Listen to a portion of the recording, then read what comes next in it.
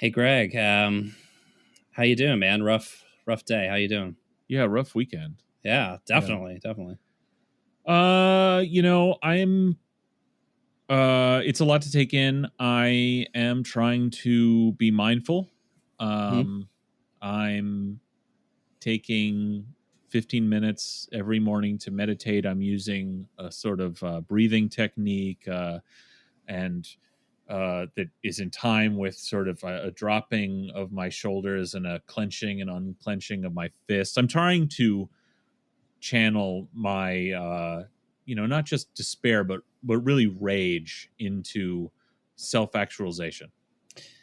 Yeah, it's tough, man. For me, I just I got to stay busy. I'm just trying not to actually let my mind wander too much. So, I've been throwing myself into the work. Quarter's starting here pretty soon, but I'm also, I've been in the kitchen, I've been cooking, I've been baking, just good to keep your hands busy. Kind of right now, you got to focus on the things you can do, not the things that are out of your control. Yeah, that's right. Colin, it's good to hear your voice, Colin. How are you dealing with this? I mean, what's the word? Death. It's been terrible. I don't even know what to say or where to start. I mean, our house has just been full of tears. Still, we're just still crying. And I mean, I don't know how you two found out, but my 4-year-old daughter came up to me and she had tears in her eyes. And I said, "What's wrong?" And then she did the Wakanda pose and said, "Ruthkanda Forever." And then I knew the RBG was gone. Colin, 200,000 people have died of coronavirus. What the fuck are you on about? I know, Greg, but RBG always broke barriers to the very end. The 200,000th COVID death.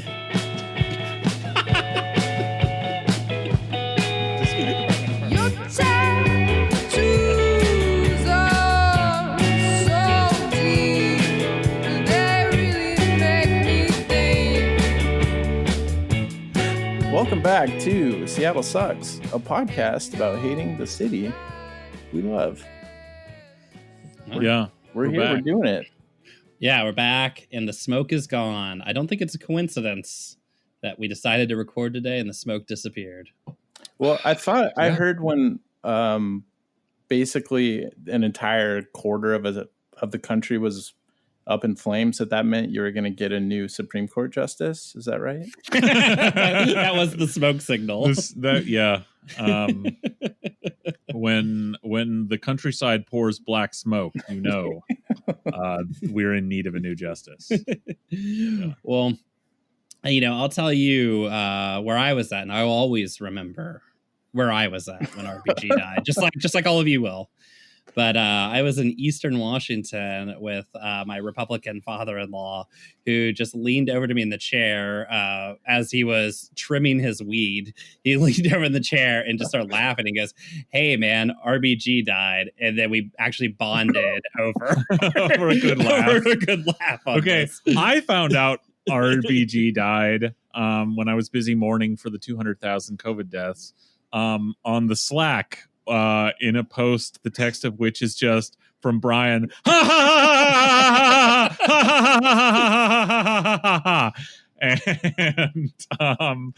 a link to a CNN story, because it's fucking hilarious. It is funny. And it just keeps getting funnier. Yeah, I mean, funny because it is just another example of ultimate liberal hubris and selfishness completely blowing up in their face. But the other part is just the complete, weekend, and let's be serious, this is going to go on for at least a week, meltdown that has been going on around this. I don't know, that's up to Mitch McConnell. Yeah. Do you think it'll take him a whole week? Yeah. Well, first off, there's been an amazing amount of cope out on that timeline. Yeah. Oh, yeah. My God. Immediately it started. And it's just at every turn, the hopes just keep getting dashed. And it's like, the question to even bring up the Merrick Garland thing, the Obama's last, justice being denied 9 months before the election is like, that's your first mistake, liberals. Like, that's ancient fucking history. No one cares. Yeah. Mitch McConnell doesn't care. His base doesn't care. Yeah. Republican senators don't give a shit. No one cares. Yeah. They won that round. That was just a win. That was just a awesome thing they did for themselves, their base, their actual constituencies. That was just them using the power they had to do politics. No one cares beyond that. Yeah. And the idea that like that is even the jumping off point for talking about this is a laugh. Yeah. As Mitch McConnell has pointed out, this is a different situation. This is a situation in which the presidency and the Senate is controlled by the same craven fucking party that wants to get more psychos on the fucking bench for the next 50 years. So they will stop at nothing. Well, it was an interesting game of chicken too at the end of the Obama administration, because what people forget, including every single lib tweeting about this on fucking Twitter, is that Obama actually had a Senate majority for the majority of his 8 years in office. And RBG, Stephen Breyer, all these guys, they could have all retired at any point in there and actually maintained, the seat or whatever. Although Obama, I mean, let's be serious, would have put a Republican in on that court, in the interest of fairness. But you would have put Merrick Garland on the fucking court. Yeah, he literally, his whole strategy was, I'll put somebody up so conservative that nobody can possibly complain about it. But it was a hilarious game of then we won't have to fight about it. Exactly. It was a hilarious game of chicken, though, because RBG did the exact same thing that Mitch McConnell did, which she said, I'm pretty sure the Democrats can pull this out in 2016. And so I'll just keep riding right on into there because, fuck it, I'm a legend. And, Mitch McConnell basically said the exact same thing about Merrick Garland, which is, fuck it. We're going to block it because I think a Republican's going to win in 2016. Fuck it. He didn't know if a Republican's going to win.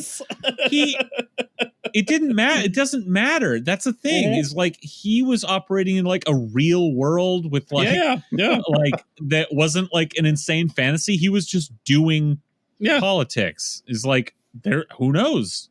Fuck. Yeah. It's an election year.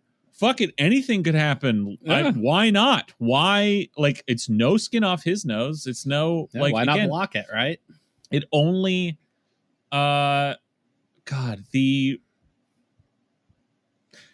If of course everyone exploded on Twitter about like all these scenarios, all these contingencies, all this like, oh, we're gonna get out in the streets, all the libs are just added again. And immediately Charlotte Clymer basically saying we're all gonna get out in the streets, we're all marching to Mitch McConnell's house, and then 15 minutes later she's like, house is dark, doesn't seem to be there. There's no one here but cops. We're leaving. I mean, fucking unbelievable. Perfect. It's amazing. It's so perfect. Fucking one of the first people to like the most powerful Democrats to pipe up, Hillary Clinton, saying, well, it's a 3-step plan. After all these people, after all the libs online are out like going, we're going to burn it to the ground. Hillary Clinton, well, it's a 3-step process. First, appeal to Republican senators on principle. Try to convince them, and then use procedural trickery and go down fighting. Like from the beginning, the like idiot lib base is out there going like, yeah, we're gonna burn this to the ground, and their precious leaders are like, yeah, we'll make a show of it. If you're going to give her some credit, Hillary Clinton does point out the what would be the actual strategy, procedural shit, basic filibuster it, but in the same sentence, literally says, and go down fighting. Again, basically just saying, make a show of it. Yeah, do some virtue signaling on this. Acknowledge you're not actually going to do anything. Hypocrisy, and acknowledging immediately, day one, that whatever effort will be a failure. Then you have Nancy Pelosi. Either just That clip with George Stephanopoulos is Good morning. good morning, Sunday morning. Morning. He's setting her up a softball, like but don't you mean to say you're going to do everything you can to stop this? And she's like, Eve, I don't know. It's impossible. You know what? It is impossible to tell the difference between a degenerated member of the ruling class who is just so completely distant from real human life that their like speech patterns and thoughts make no sense to you, and a dementia patient. Like, I don't know which it is.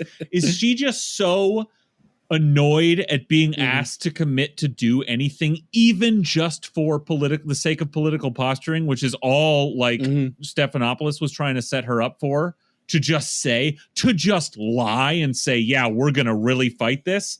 Was she so annoyed at being asking that she was just petulant with him? Or was her brain like sizzling out of her ears? Like, I honestly can't tell. You cannot tell. The only non-senility explanation I got that made any sense to me, because it's definitely not her being annoyed. Like, somebody said that she looked like somebody who was soused, like that she was just tanked. There again, I think also same thing, could be again, true. You cannot tell the difference. The real answer that they don't want to talk about is just like, there's shortages of toilet paper, there's no ammo left, there's, shorts everything because of COVID. The shortages of adrenochrome too. They're falling apart. They're falling apart. No, but I mean, she's, everyone was like, oh, maybe she also is fucking has dementia because she's also fucking an ancient fossil. Like, literally everybody in the Democratic Party is apparently 80 years old or older. I mean, fucking unbelievable. Somebody was like, are asking why RBG didn't retire during Obama's first administration, like she could see 8 years into the future, and it's like she was over 80 then. She was over 80 then. Yeah, absolutely insane. Over 80 then with she had 85 forms of cancer. Some of them haven't been seen since the Stone Age when she was fucking born. And yeah, it's like impossible to see that she might croak at literally any fucking second. It's impossible to see, like, was she just poisoned by the general air of liberal hubris around the future of like the demographics of the country and the electoral reality of the end of the Republican Party and Democratic dominance? Or was she similarly convinced by the sales pitch of the people supplying her adrenochrome? Right? Like, it's just like, no, don't worry, you're going to live forever. You're going to live to be 150 years old. You look younger every day. I don't know. It's impossible to tell. Well, all we do know is that her dying wish, her fervent, her fervent final words, was this is so funny, that nobody should replace her except the next president. Yeah. It's so fucking funny. I thought her fervent wish was that they'd remake the last season of Game of Thrones. It's basically as big an ask. Yeah. It's like, well, I love it. I love it. Similarly fucking never going to happen. Well, I love first that Democrats were holding this up as if anybody gives a shit. And then we're shocked when Mitch McConnell was like, I don't care. Because why would anybody care? Like, honestly, I mean, who gives a shit? Yeah, like, sorry, you don't get to choose the schedule on which you're replaced. How are they still doing this? How are they still like why is Mitch not following the rules? Yeah, it's like the joke is like, yeah, go on, Colin. Well, it's just amazing because I keep hearing this in my personal life too of we just need to get back to normal. We need to get back to a decent time in America. And it's like all the pretense of order and rule is gone. Like that, there's a positive to that in that we can do whatever we want to, right? But like they keep expecting that they're going to do the right in quotes thing still after 4 years. It's worse than that. It's like, but I question if it's even the right thing though. Like, Exactly. Yeah, like exactly. I'm sorry. You're a fucking public servant who's dead. You get replaced as soon as possible. That's the actual fucking. That's the problem with this whole thing. Yeah. What they did in 2008, where 9 months before the election, 2016, but or sorry, 2016, where 9 months before the election, Mitch McConnell refused to seat them. That was the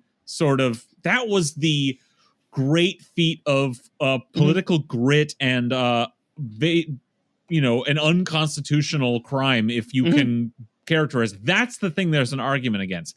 They already did that. They won that. That was a real constitutional coup that took place. Okay, a constitutional crisis. That was a constitutional crisis. That is the definition of a fucking constitutional crisis in this country. Yeah.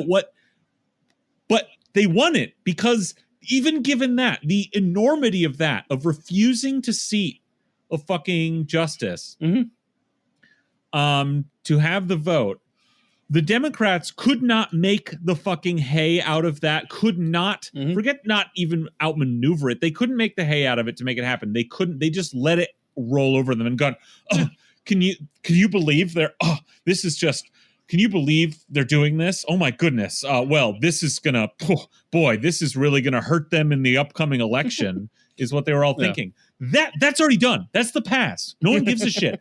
You already failed. You already let an actual constitutional coup take place. That was the crime. Okay, this is this. You can talk about the norms and the rules, whatever. This is the basic thing. Yes.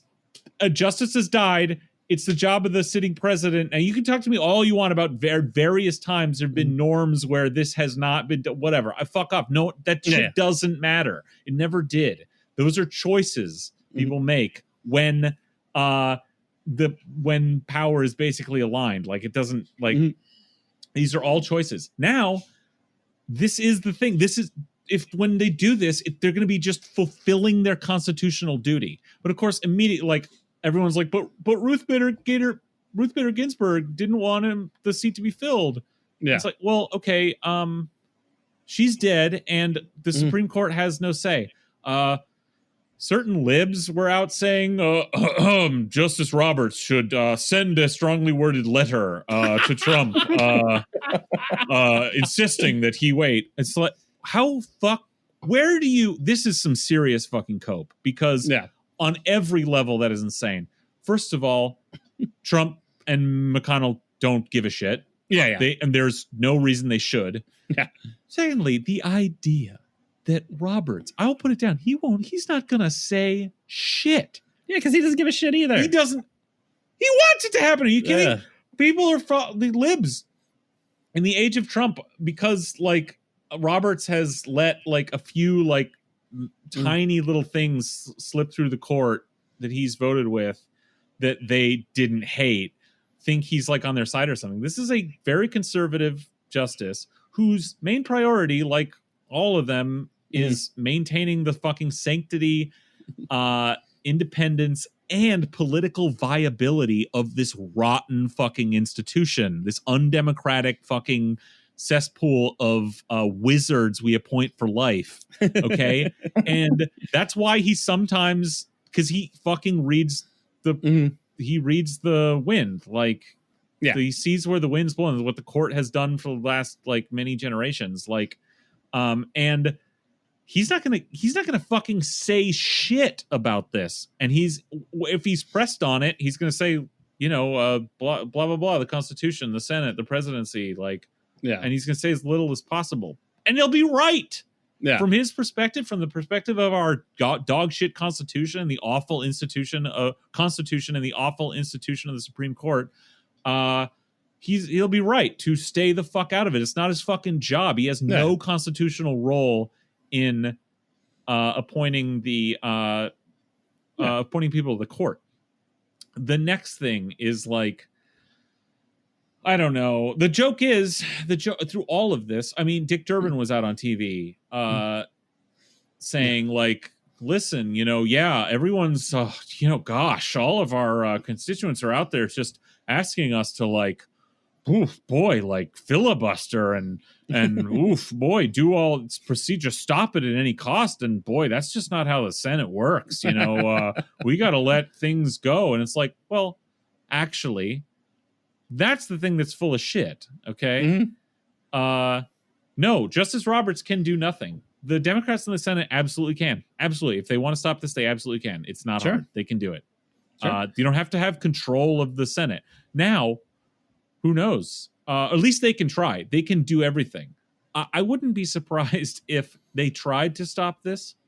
Mm-hmm. If they really did mount a filibuster. That's the thing. That's the wall, right? That's the wall they could put up. That's the tool they have. They could actually procedurally stop it. They could filibuster it. They could really do it. Does that sound like anything the Democratic Senate would ever do? Maybe Bernie Sanders. Yeah. But like they're not going to get together and do this. And they're already saying, Dick Durbin is out there saying like, gosh, no, we don't do that shit. Yeah. The joke is, if they did, it's a totally incomprehensible thing to imagine that ever happening. But if they did, I wouldn't be surprised if the Republicans went around, changed the rules, and did it anyway. Yeah. Because they will get this through. They will do anything. This will happen. I won't be shocked if there is a Supreme Court justice appointed before this episode comes out. Sure. I mean, it could easily take 3 weeks, but they could do it tomorrow night. Yeah, well, basically one of two things is going to happen. Either they're going to get somebody rammed through in the next week or two, or they're going to hold off until after the election and use it to get their base out and then ram them through after the election, no matter what. That's the only calculation, is them thinking like, is this better for us? Yeah, for the election. Electorally while the fight is still happening, or after we've won it? Yeah. I actually kind of think it's after they've won it. I think the fight's going to be bitter. I mean, maybe drag it out, keep it going, and then win right before the election. Yeah. I don't know. Or just wait until afterwards, because either way, they're getting this seat, right? So basically what's going to end up happening is Obama gave them one seat, right, by just refusing to fucking push a judge through. And now Ruth Bader Ginsburg has given Trump a second seat. Yeah. And they're absolutely going to take it because they actually do want to exercise power, unlike the Democratic Party. But I mean, it's this insane. I mean, the dying wish thing is so funny. I mean, somebody on Twitter had this, so I can't take credit, but basically just said that Democrats and Republicans alike just both desperately want a monarchy. Like, that's what this shit is. Like, the king's last wish for who should, fulfill his position. I mean, so ridiculous. Like, if I'm fucking president and I have a terminal illness, can I leave it as my dying wish that the presidency doesn't exist anymore? I mean, it's so fucking stupid. But the real thing that the Democrats should have taken out of this is that the Supreme Court is fucking stupid and should be destroyed and dismantled. Yeah. Right. Like along with the Senate. Yeah. No shit. Biden. And the presidency. Yeah, exactly. In America. Yeah. While Biden, while the Democratic president is standing on top of the corpse of the Senate and the Supreme Court, he should, with his last, breath, just ram a fucking sword through his fucking body, Yeah. But, the smart thing is that Biden should be running on, look, they're going to ram somebody through, but I'm going to come in and I'm going to pack the fucking Supreme Court. I'm going to add, 6 fucking justices. Fuck it. The institution's stupid anyways. Who cares? Again, but does that sound like something they're going to do? No, he's already come out and said that he will never do that. So basically the leader in the House of the Democratic Party has told you, fuck it, we're not going to do anything. Democratic senators have told you, fuck it, we're not going to do anything. And Joe Biden said, not only am I not going to do anything now, I won't do anything if I get elected too. So this is the resistance. The most charitable reading of it all. The reality is they don't care. They don't care. They want conservative justice. They want a conservative Supreme Court. They don't care that they're like Federalist Society psychos. If you want to read it more charitably, or at least part of their psyche that is not, is they think this makes sense electorally. Like Claire McCaskill was came out, one of the many senators who will probably just end up voting for whoever McConnell puts through there, saying like, guys, calm down. McConnell wants power. He's not going to do this because it's going to hurt them in the election in the Senate races. And it's like, first of all, are you one of our most highest elected pundits? Like, what is this about? Like, what a, like, this, just doing punditry as a senator. Can you even imagine?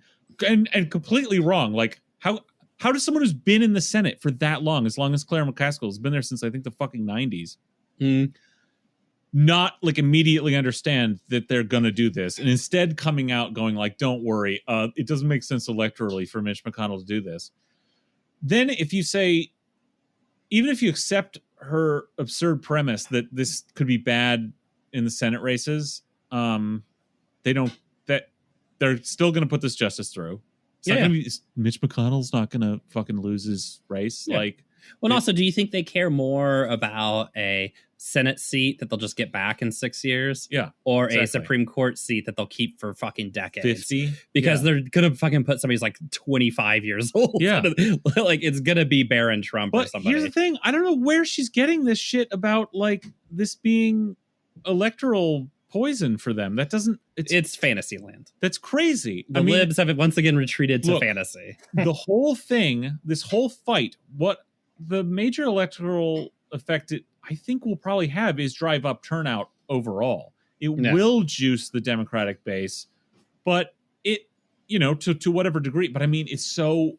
my big fear is that Democratic turnout will be low. And like, so this is something like, something matters,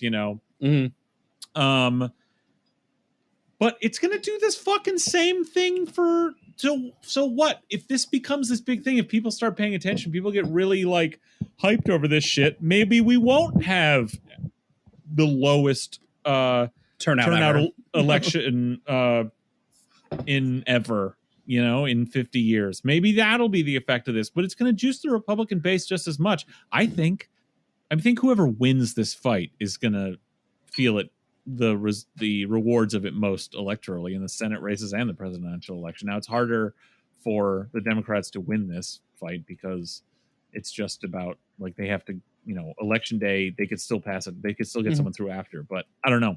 But they're not going to do it. So I think ultimately, like, it's either a wash or it redounds to the Republicans. Yeah. So, but it's crazy to sit there and think like, McConnell's going to be like, again, he's going to sit there and think like a Democrat for some reason and go like, gosh, I don't want to do something because then somebody somewhere might get angry. It's like, these people are fucking dumb, dude. Exercise power? No, thank you. Yeah. I mean, part of it is that, for a lot of like Dem senators and shit like that too, like, what are you going to say? You're not going to do anything. So what are you going to say? Like, I guess we're fucked, right? But I mean, just to get through like the fucking just cope that was happening online. One of our local journalist libs or whatever that was melting down, who I won't say their name. We'll keep them to protect the innocent. There are good libs in this town, but yeah, it's not always awful. But was having a definite meltdown. But he decided to launch this theory that this is all part of an elaborate plot, so that Trump will get a 6-3 majority, which is, of course, going to allow him to steal the election, because this is how far out Trump is thinking about his campaign, which, again, this is retreating into fantasy for libs. I guarantee you, Trump thinks he's winning this election. And I got to tell you, I think a lot of Republicans think he's going to win this one, too, also, because it looks like he's going to win this election. Unless they murdered Ruth Bader Ginsburg. Like, the timing of this now, if you want to blame a conspiracy, again, blame fucking the conspiracy of Democratic brained hubris. This is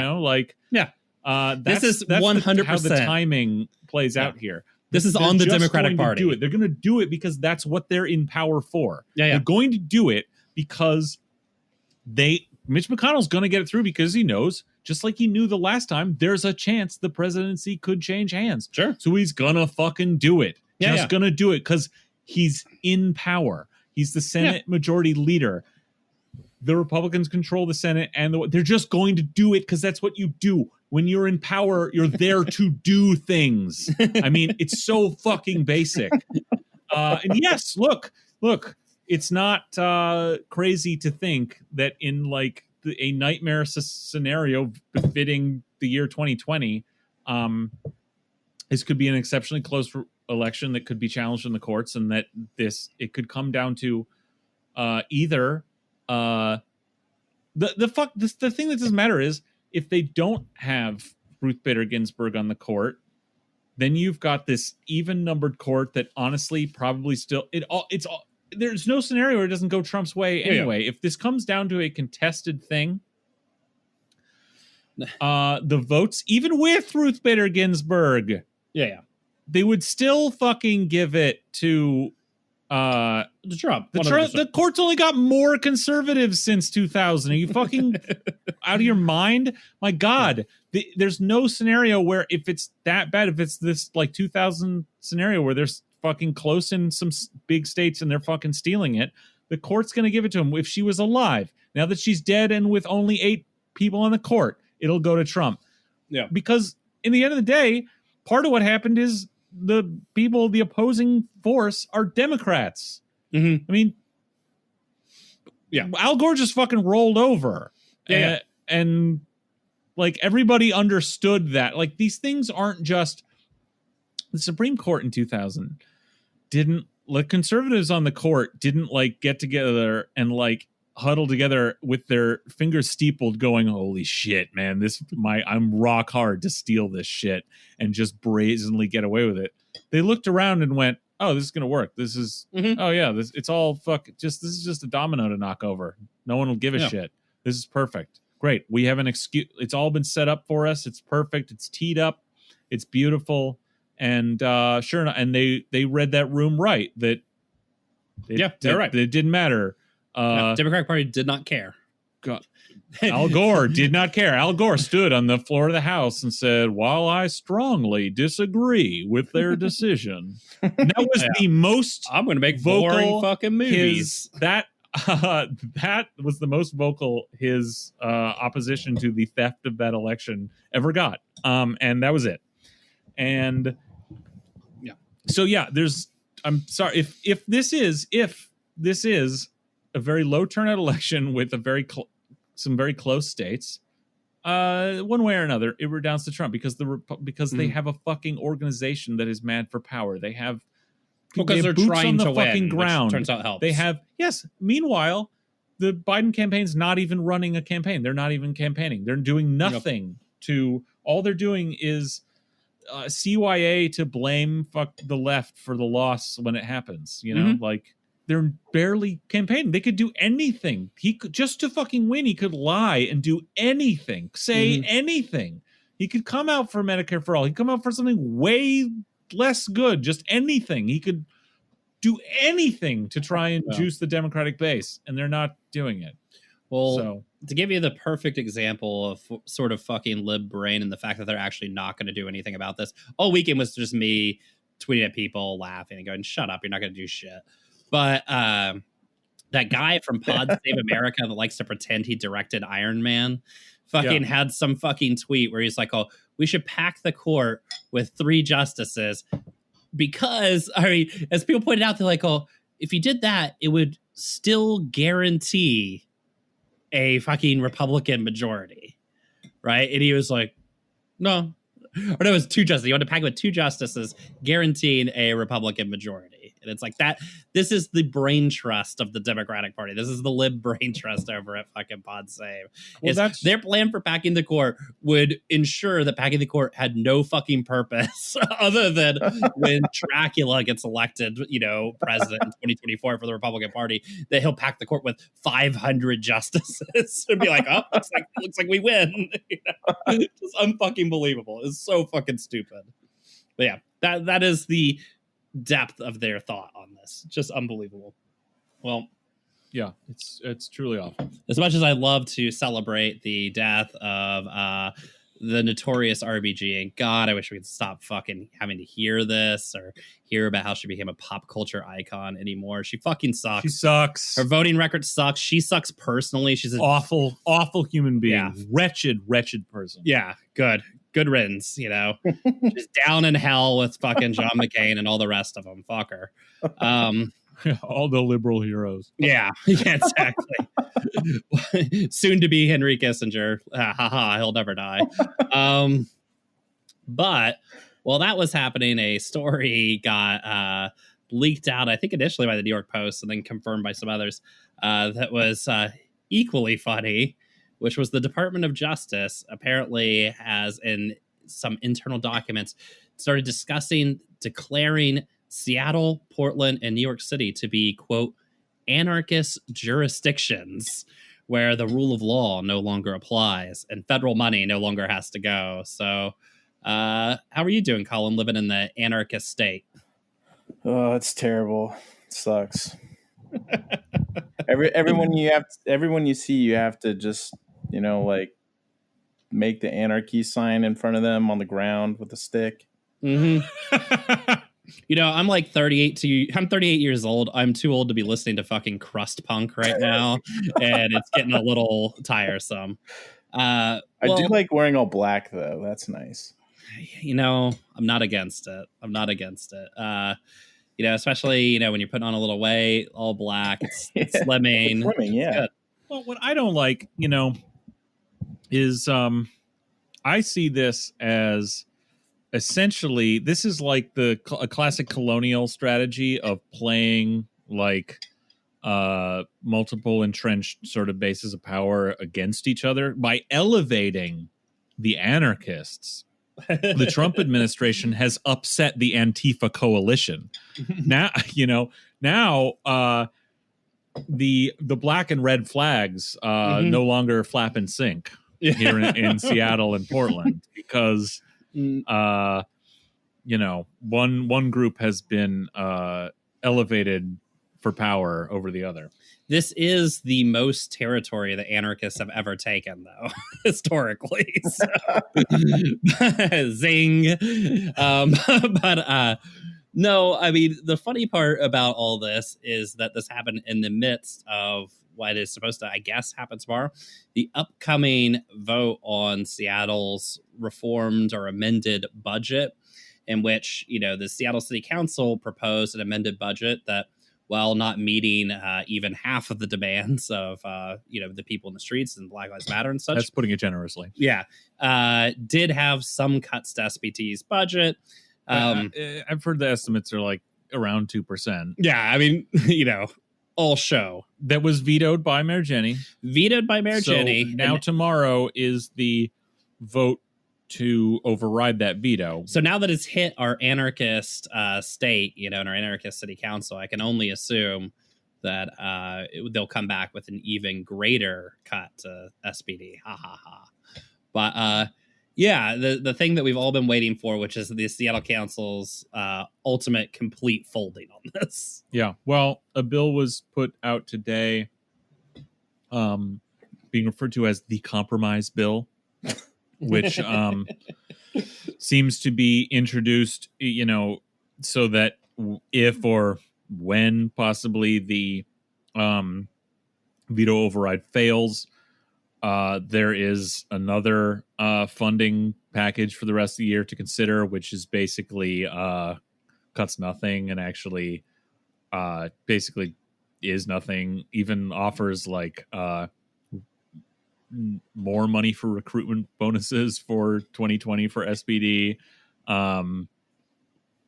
takes away the sort of the grants for community orgs, but, you know, strips it by like 90% of what it was in the bill that Mayor Jenny vetoed.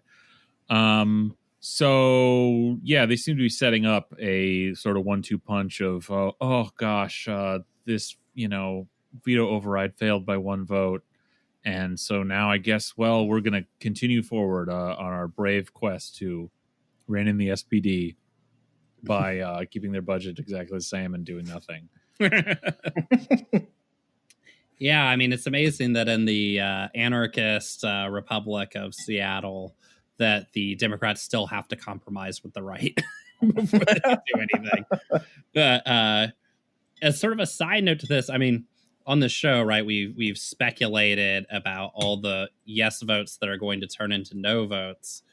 But there was, and we should say, friend of the show, Tasha Kim, was the one who I think broke this for us on Twitter. There was this little thing that was revealed about one Andrew Lewis. So I think we were already confident was going to turn into a no vote. Oh, my council member, Andrew Lewis? You're Greg's council member, yeah. Andrew Lewis. Also Collins? Yep. Yeah. And he apparently... He's balling one of SPD's lawyers. I was trying to find a tactful way to say it, but he's fucking the city attorney's office's East Precinct liaison attorney. Yeah. So those cops that are beating the shit out of you on the street, Andrew Lewis is fucking the woman who's going to defend them against you. Yeah. Now, of course, once people started talking about this, it was quickly, I think, announced that she is no longer the East Precinct liaison. Mm-hmm. Extremely cool. I mean, really, that's neither. It like a lot of things, it's ultimately kind of a red herring or like a pointless hole to go down on, like the conflict of interest on this mm-hmm. issue, except to say that Andrew Lewis would date a cop's lawyer. Yeah. Yeah. Okay. That's who we elected. That's who I held my nose and voted for while routinely trashing on this podcast. That's who we elected. That's who we've got. Is someone who would date a cop's lawyer. So yeah, there you go. And honestly, yeah, it's not going to affect his vote in any way, and that it was always going to turn into a no. Well, it remains to be seen, but it does. Everyone seems to think it's going that way.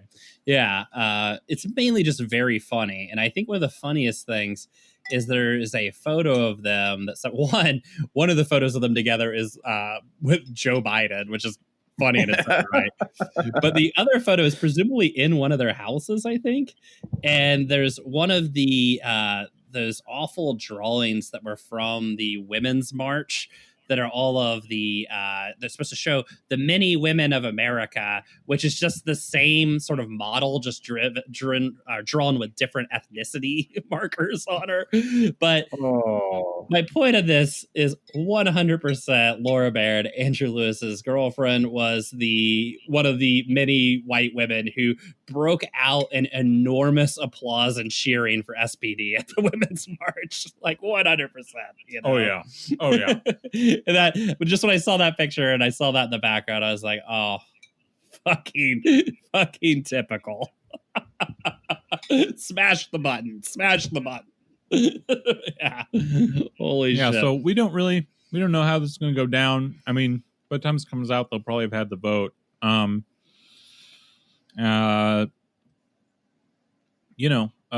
are some of the council have committed, are really, really committed. Obviously Shama, but also Teresa Mosqueda has even this week had really strong language about the need to basically eliminate SPD. And I think Tammy Morales will be a yes on it as well. Yeah. I think there's 3 solid votes, and then there's a lot of nothing. Lisa, it's hard to say. It's hard to say with a bunch. Well, then in a thing like this, it comes down. Then it's wheeling and dealing. It's like this is going to fail by 1 vote, very likely. Yeah. And that is that's usually strategic.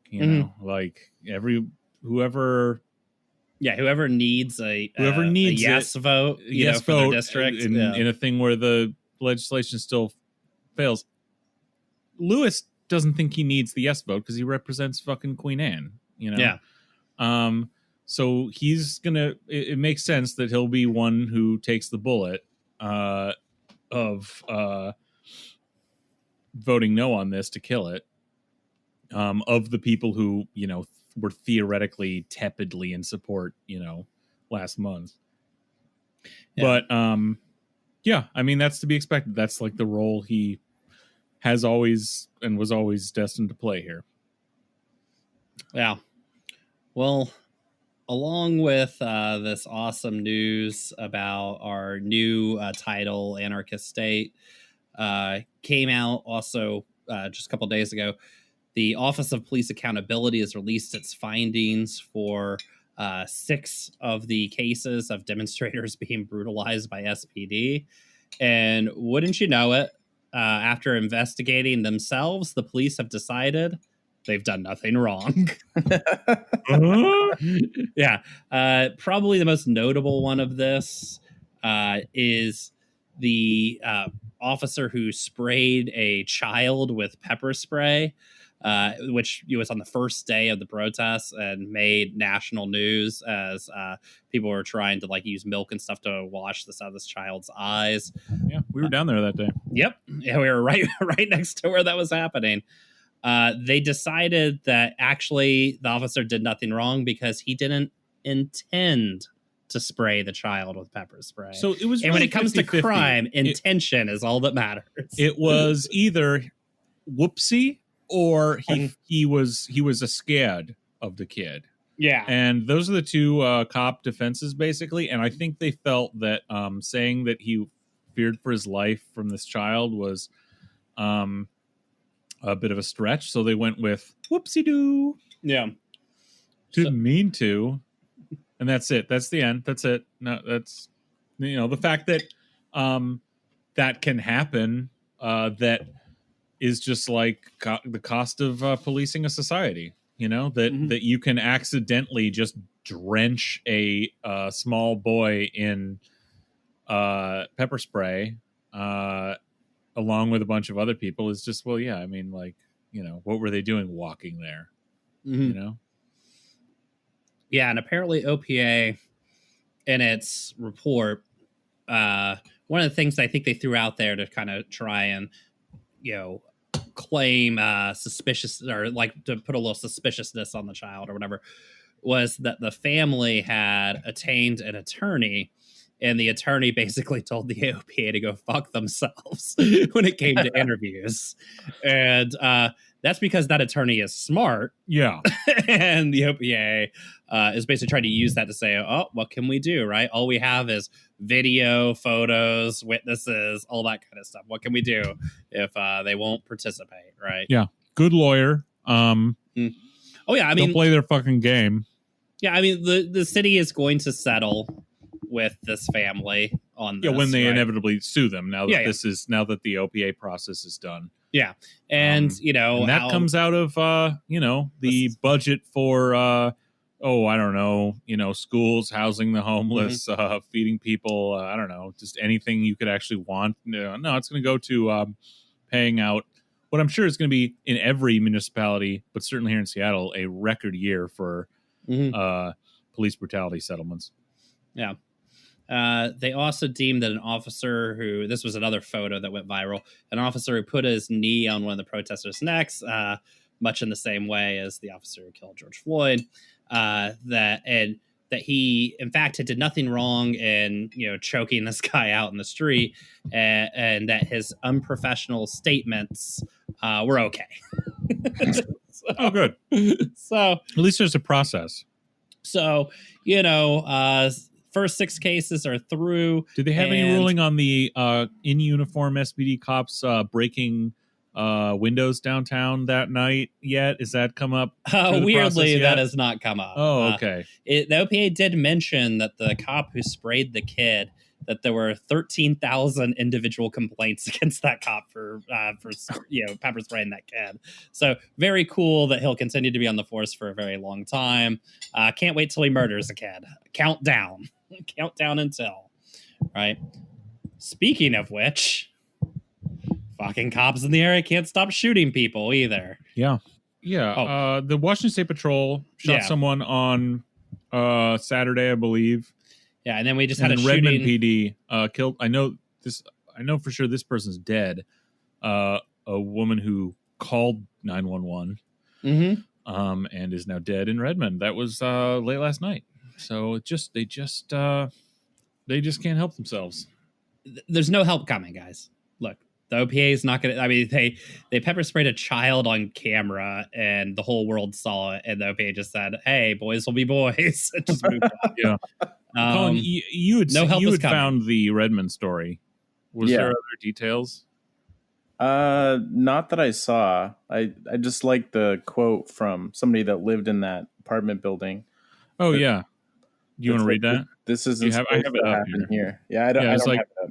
So someone who was interviewed by Cairo or someone who lives in the apartment building in Redmond said, I'm shocked that it happened here. I mean, that's why I pay as much as I do to live here, said Jess Silva, who lives in the building. So, is that class consciousness? Basically, like, yeah, I mean, obviously they're out killing poor people, but like, I thought I ordered the premium package that didn't include my neighbors getting gunned down by the police. And the thing is, like, when you've juiced like the level of police violence to such like orgiastic heights where you're killing over 1,000 people a year in a country of 320 million, it's probably going to blow past that this year. Oh, yeah. Yeah, you know, occasionally someone who lives in Redmond is also going to get shot by the police. Occasionally, even some white people are going to get shot by the police. You know, but don't worry. Statistically, you're probably okay, Redmond apartment person, Jess Silva. Well, I mean, you know, there's more than 300 million people in America. They're only killing 1,000 a year. I mean, statistically, you're probably not going to get shot. I mean, but part of it does reveal some of the logic. One, that Americans do know that the police target poor people. Yeah. Like, whether they want to admit it or not, they do know. And the other part of it is that you cope with that by just pretending that it can't happen to you, right? And part of that is having a fantastical view of how this whole system works, right? And the other part of it is, you know, not knowing certain details. Like Kianga Yamada-Taylor is very fond of giving the stat out that the U.S. imprisons as a percentage of its population more white people than any country in Europe.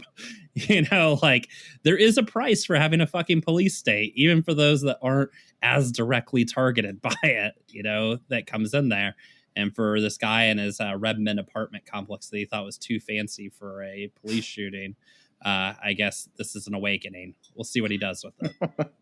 It never stops. And like I said, you know, as we said earlier, nobody's coming to help you on this. Joe Biden's running a law and order campaign. He's not going to fucking help you on this.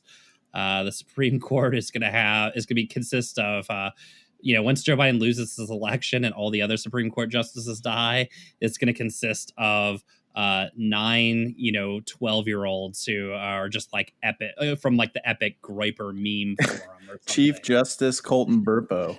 Yeah, basically, you know, yeah, nobody's coming, man. You know, it's just us. That's it.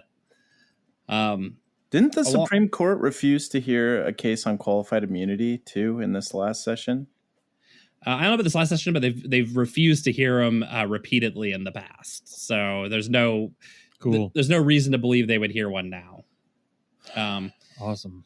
Yeah. Now, the other story I kind of wanted to talk about that kind of ties into this is, you know, we like to keep track of our local boys. You know, we like to keep track of what's going on. And Mike McGinn, former mayor, was in the Atlantic as one of the experts that they talked to in an article about police pullback. And I just wanted to throw this idea up for you guys, which I think is going to be the new talking point all the way up into the election, which is that when you try and reform the police or even acknowledge the things that the police do, there is an effect, an unintended consequence where police stop doing their job and all of a sudden the city becomes riddled with crime. You have to beg them to come back. All right. And this really hit me with the Atlantic article because I watched Fox News all weekend, like I said, because I was hanging out with a 60-year-old in Eastern Washington. And let me tell you, this police pullback talking point came up about once every 7 minutes on that. McGinn was in there saying, you know, he's interviewed for that piece saying basically like, you have to use, if that's going to happen anytime you challenge these people, you have to use that opportunity to fire them. So like what we've seen, he's the example he used just immediately, the simplest one of the covering the badges. It's like, you give an order, don't do that. And when they do, you fucking fire them. This is either two possible effects. Either, actually just doing that when cops disobey orders, when they slack off on the job, when they, these easily identifiable ways they're, not doing their jobs. Either you fire them and at least you're getting rid of people, and the biggest assholes, hopefully. Or maybe if you actually fight back against these people, actually threaten them in some way, who knows? You might actually like have some chance of getting them to do what you want, but that's off the table for for this city hall, certainly.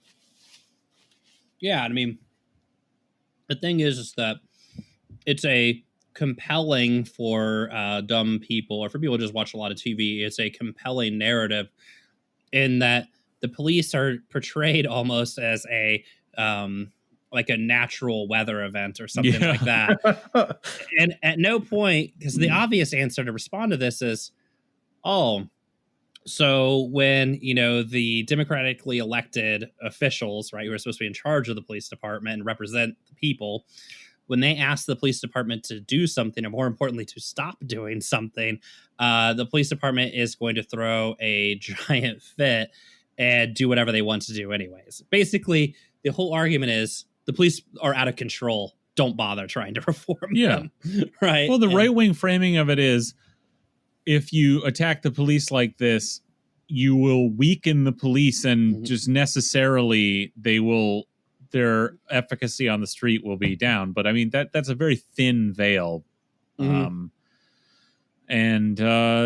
mean, it's, but that's how all Democratic mayors will deal with this. They'll just like do nothing. They'll just give in. I mean, again, nothing, these police like slowdowns have happened in cities where nothing was actually done to police, like here. Nothing has been done here, and they probably are going to do that here. Yeah, sure. I mean, famously, it was done in New York City under de Blasio when he threatened to do nothing to them. And people, the funny part was in New York City, all the people in the city started going like, it's actually kind of nice. Fucking dickheads on every fucking street corner. Yeah, so they had to come rushing back to work. But, Well, that tells you something, because this is an old tactic. And it could be that it could, who knows? I mean, hope against hope that it could backfire on a large scale. Further turning America against the police. I mean, I don't know. Yeah. Well, but there's no way that we're going to see any change after over 100 days of stories of women, children, elderly people getting beat, maimed, otherwise hurt by disgusting freaks with weapons. I mean, if that doesn't make you think the police are bad, then like you said earlier, nothing is going to. Well, I think it has. Look, this really has changed lot of people's mind on a massive scale, to where, I mean, at least 50% of a lot of people in major cities are like, yeah, fuck the cops. We need something completely different. But that no surprise that the democratic power structure in those cities is going to be like decades behind that, or pushing against it. So like, it's just, this is going to take this is going to be a matter of like many cycles of change. Like this is all in every city council and mayoral election over the next many years in every one of these big cities. This is going to be on the ballot. These are going to be the questions people are going to have to ask when they're running. Like, where do you stand on defunding the police? And that's where we're at. That's what a shithole America is. That's what a fucking awful country we live in. Yeah. Well, and I think the comparison, right, what it could easily turn into is the sort of, forever fight over universal health care, where it's a political impossibility, because on the one hand, you have the vast majority of the people in the population who want it. And on the other hand, you have business interests who don't. So it's impossible to do. And I think the same thing with policing is we could very easily, particularly in urban areas, reach a point where the vast majority of people in the urban area want something done about the police, but business doesn't, and rich people don't. So it's not going to happen. It'll be politically impossible and feasible to do, right? And it's that seems to me to be the situation that we've driven to at this point, right? Capital stepped in and said no on this. What's interesting is that system, that like balance of power that is held for many decades, that has prevented something like national health care from happening, maybe at an inflection point,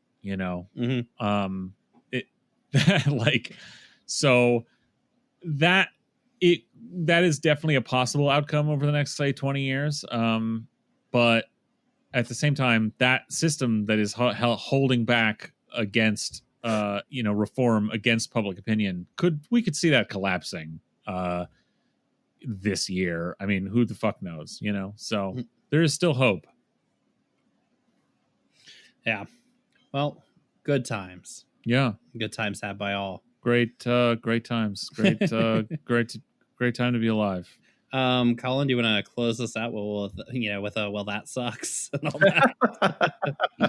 That did suck a lot. And I'm sure whatever we talk about next will suck too. So tune in to find out. If you want to hear more things that suck, go check out the Patreon. There's lots of sucky things in there. Yeah, we're about to talk about some real stinkers. Giant suck fest in there. Suck and fuck fest in the Patreon. Yeah. All right. We'll see everybody later, and have a good night. Bye. Ruthkanda Forever. Holy shit. They just overrode the veto. They're kind of defunding SPD.